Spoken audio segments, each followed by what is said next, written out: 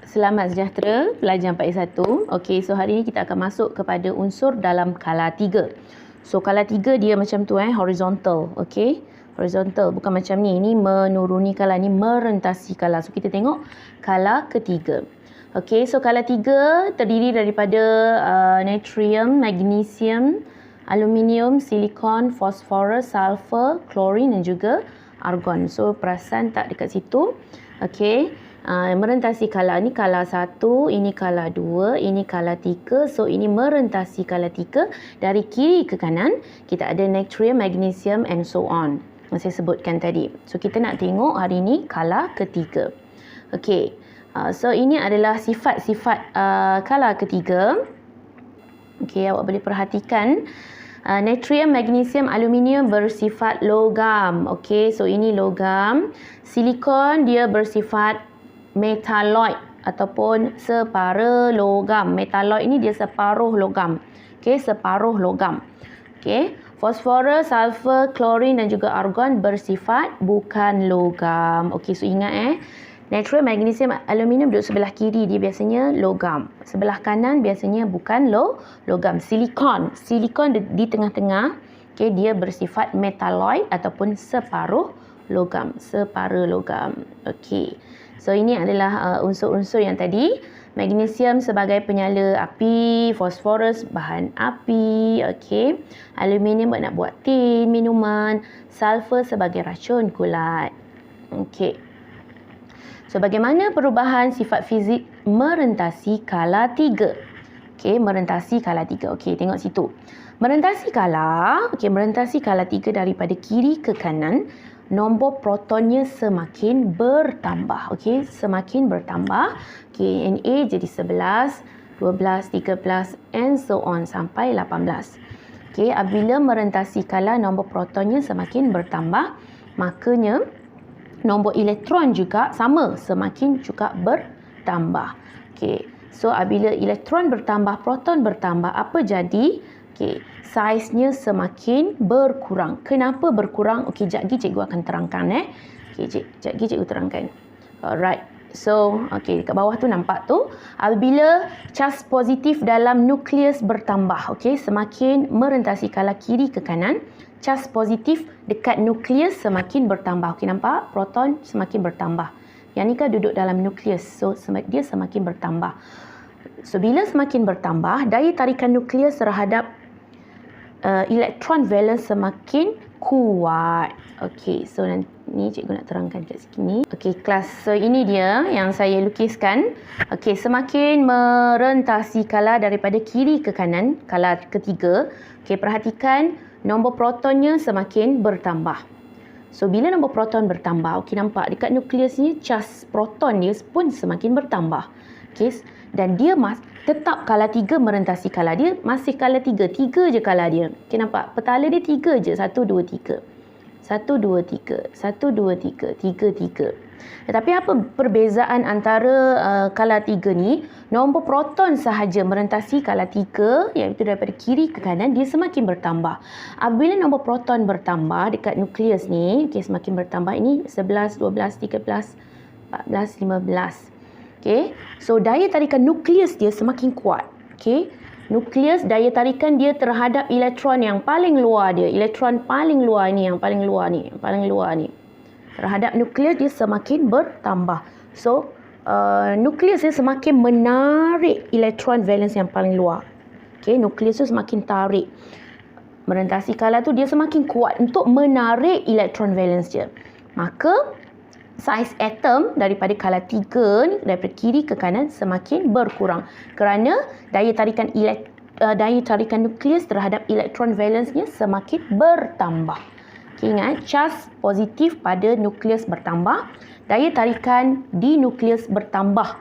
Okay, dia semakin menarik elektron valence yang paling luar ini terhadap nukleus. So, saiznya semakin kecil. Ibaratnya macam awak tarik benda daripada tengah tu, tarik benda, so yang paling luar tu jadi semakin mengecil. Okey, semakin kecil. Okey. So, itulah reason semakin berkurang saiz atom. Okey, semakin berkurang saiz atom daripada kiri ke kanan. Alright. Okay, mari kita tengok perubahan sifat kimia oksida unsur merentasi skala 3. So, merentasi skala 3, okey, tengok situ. Sifat kimia oksidanya, maksudnya natrium oksida. Dia bersifat logam, dia oksida logam bersifat base. Okey, dia adalah logam dan dia juga bersifat base. Okey, bersifat base. Okey, ini untuk natrium magnesium. Okey. So, dia bersifat base. Base ini sama dengan alkali. Okay, dia bersifat alkali lah. Alright. So, aluminium, dia bersifat amphoteric. Dia masih logam. Okay, dia masih logam tapi dia bersifat amphoteric. Apa maksud amphoteric? Dia mempunyai dua sifat, base dan juga acid. So, dia ada sifat alkali atau base tadi dengan acid. Ada dua-dua. Okay, silikon, oksida, fosforus oksida, sulfur dioksida dan juga klorin oksida juga bersifat asid. Okey. So ingat, sebelah kiri natrium magnesium bersifat base ataupun alkali. Aluminium saja amphoteric, iaitu dia ada dua sifat, asid dan juga base. Dan silikon sehingga klorin sahaja dia bersifat asid. Okey, dia bersifat asid. So yang cikgu cakap tadi, yang atas tadi, oksida base tadi iaitu natrium dan juga magnesium, okey, akan menghasilkan larutan beralkali. Okey, ingat base beralkali apabila dia larut dalam air. Dan dia bila dia beralkali, dia bolehlah bertindak balas dengan asid untuk menghasilkan garam dan air. Awak tahu, asid dan alkali bila dia bertindak balas, dia akan menghasilkan garam dan juga air. Okey, so ini untuk natrium magnesium. Bagi amphoteric iaitu aluminium oksida, okey, dia berupaya mempunyai sifat asid dan juga base. Dia dua-dua ada sifat. Okey, dia macam bisexual lah. Okey, dia ada dua-dua sifat. Dan dia juga berupaya bertindak balas dengan kedua-dua alkali dan asid untuk membentuk garam dan juga air. So, dia boleh bertindak balas lah. Dia boleh bertindak balas dengan asid untuk membentuk garam dan juga air. Dia juga boleh bertindak balas dengan base membentuk garam dan juga air. So, itu untuk amphoteric. Okey, bagaimana dengan silikon? Okey, sampailah klorin tadi. Silikon dioksida sampai klorin. So, dia bersifat asid, maka dia masuk je dalam air, dia akan menghasilkan larutan berasid. Okey. Dan bila asid ni dia akan bertindak balas dengan alkali. Okey, untuk membentuk garam dan juga air. Alright. Okey, apa kegunaan separuh logam? Okey, yang cikgu cakap tadi metalloid. So, metalloid ni separuh logam, dia separuh logam. Okey. Contohnya adalah silikon. Okey, silikon. Okay. Dan silikon ni dia ada dua sifat. Dia ada sifat logam, dia ada sifat bukan logam. Sebab tu kita panggil sebagai metalloid, separuh logam. Boleh separuh logam, boleh logam. Separuh bukan logam, separuh logam. Silikon ni digunakan banyak dalam penggunaan komputer, dalam chip-chip komputer dan juga telefon kita. Dia guna dalam chip telefon. So, sebab apa? Kerana dia adalah konduktor elektrik yang sangat baik pada suhu yang tinggi. Okay, sebab itu digunakan sebagai semikonduktor dalam microchip elektronik. Biasanya dalam komputer, chip-chip komputer, laptop, komputer dan juga telefon kita. Alright, nampak tu? Okay, penggunaan dalam komputer dan telefon bimbit. Alright, okay. Perhatikan di hadapan kamu itu. So, ini yang saya ringkaskan dari apa yang kita ambil sikit-sikit tadi. Okay, merentasi skala 3 dari kiri ke kanan. Okay, nombor protonnya semakin bertambah. Okay, 11, 12 until 18. Okay, susunan elektron juga samalah bertambah. Okay, 281, 282. So, bezanya hanyalah dia masih skala 3. Dia ada 3 petala. Tapi bezanya adalah daripada segi elektron di belakang ni. Okay, ini satu. Elektron valence 3, 4, 5, 6, 7, 8. Dan apabila dia semakin bertambah, okay, protonnya semakin bertambah dan skala dia masih sama, okay, nukleusnya semakin bertambah, proton charge-nya. So, semakin mudah dia menarik, okay, semakin kekuatannya, daya tarikan nukleus terhadap elektron valence-nya semakin kuat. Sebab itu, semakin merentasi skala, saiznya semakin berkurang. Okay, so itu. Okay, tengok keadaan fizik. Okay, tengok keadaan fizik. Untuk natrium sehingga aluminium dia bersifat untuk natrium sehinggalah sulfur ni pepejal. Okey, pepejal lah. Okey, dan klorin hingga argon gas. Okey, sifat dia pula untuk natrium sehingga aluminium dia bersifat logam, cikgu cakap tadi. Okey, silikon metalloid ataupun separalogam. Okey, fosforus until argon dia bersifat bukan logam. Sifat kimia oksida, maksudnya oksida ni oksida apa? Natrium, magnesium beroksida base. Dia menghasilkan larutan beralkali apabila masuk dalam air. Okey. Aluminium bersifat amphoteric. Dia ada dua sifat, acid dan juga base. Okey. Silikon sehingga klorin dia bersifat oksida asid. Bermaksud dia akan menghasilkan larutan asid apabila larut dalam air.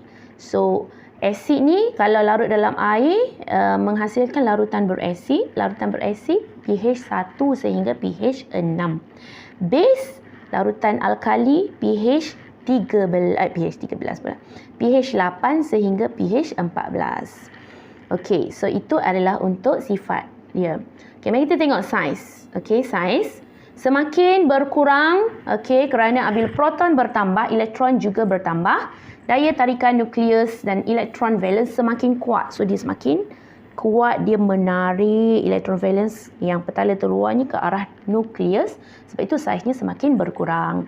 Okey, keelektronegatifan adalah kecenderungan atom itu untuk menerima elektron. Okey, untuk menerima elektron. Nampak tak?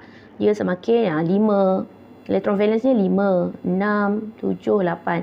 So, nak capai oktet, dia semakin cenderung untuk menerima elektron. Elektron bercas negatif kan. So, sebab tu dia elektronegatifan. Semakin bertambah. Okay, semakin cenderung untuk menerima elektron. Kerana daya tarikan nukleus dan elektron valence semakin bertambah kuat, semakin mudah elektron ditambah ataupun menerima elektron. Okay, so itu adalah daripada skala 3. Alright. Okay. So, ini keterlarutan. Okay. Ini keterlarutan untuk amphoteric. Okay. Kita tengok situ. Magnesium oksida. Magnesium oksida, cikgu cakap tadi, dia adalah base ke acid? Oksida base. So, bila dia oksida base, boleh tak dia bertindak balas dengan NaOH? Boleh tak dia bertindak balas dengan NaOH? NaOH kan alkali. Base kan juga alkali. So, oksida base ni tidak boleh bertindak balas dengan alkali. Ingat oksida base adalah alkali sama. So, dia dengan alkali dia tidaklah larut. Okey. So, oksida base dia akan bertindak balas dengan asid. Dia akan membentuk garam dan juga air. So, dia akan larut dalam air dalam asid. Aluminium oksida dia amphoteric. Bila ada amphoteric, dia ada dua sifat, base dan juga alkali. Base dan juga asid. So, bila dia bertindak balas dengan NaOH, okey, bila dia bertindak balas dengan NaOH, dia akan memainkan peranan sebagai asid lah. Boleh lah. Okey, dan dia bertindak balas dengan asid, dia memainkan peranan sebagai base. Okey, so dua-dua dia ada sifat. So, dia larut dalam dua-dua NaOH dan juga asid nitrik. Okey, silikon dioksida dia adalah oksida asid. So, dia bertindak balas dengan alkali, membentuk garam dan juga air. Tapi dia tidak bertindak balas dengan asid. Okey, faham? Alright, so itu. Okey, kita tengok sifat istimewa unsur peralihan. Okey, so unsur peralihan dalam jadual berkala unsur. Okey, ada di bahagian bawah tu. Kalau awak perhatikan, dalam jadual berkala unsur, dia ada 4 sifat istimewa unsur peralihan. So, unsur peralihan ni simple je kelas. Awak tak perlu nak pening-pening sangat nak fikirkannya sebab dia biasanya dalam soalan objektif dan soalan struktur. Okey, soalan struktur sahaja. Okey, dia akan tanya apa sifat 4 sifat istimewa dia. Dia menghasilkan sebatian berwarna. Okey, dia menghasilkan sebatian berwarna. Okey, contohnya biru ada ion kuprum. Okey. Ion ferrum warna hijau, ferrum 2 warna hijau ataupun ion kromium warna hijau, ion ferrum 3 warna perang. Macam mana nak ingat ion ferrum ni? So, ingat kalau ion ferrum 2 dia buah belum masak, ferrum 2 warna hijau. Ferrum 3 selepas kan? So, dia buah yang lepas masak warna kuning atau perang, benda yang sama. Okey, menghasilkan sebatian berwarna. Okey, sifat kimia yang kedua, sifat istimewa yang kedua dia adalah bersifat mangkin. So, sebut ferrum digunakan dalam proses Haber iaitu penghasilan amonia. Vanadium oksida digunakan dalam proses sentuh. Okey, proses menghasilkan asid sulfurik. Okey, menghasilkan asid. Yang ketiga dia membentuk ion kompleks. Okey, ion manganat. Okey, ni ion manganat dan juga ion dikromat. Okey, dan yang terakhir dia mempunyai lebih daripada satu nombor pengoksidaan. Apa itu maksud nombor pengoksidaan? Okey, tengok situ. Cu tu ada 3. Cu1, Cu2 plus nampak 2, Cu3. So ada 3 nombor pengoksidaan untuk kuprum. Untuk ferrum pula ada 2 nombor pengoksidaan. Ada ferrum 2, ada ferrum 3, ada ferrum 2+, ada ferrum 3+. So itu sahaja untuk unsur peralihan. Okey, so saya harap nota dan juga maklumat yang saya sampaikan adalah sangat bermanfaat. Okey, jumpa lagi. Bye.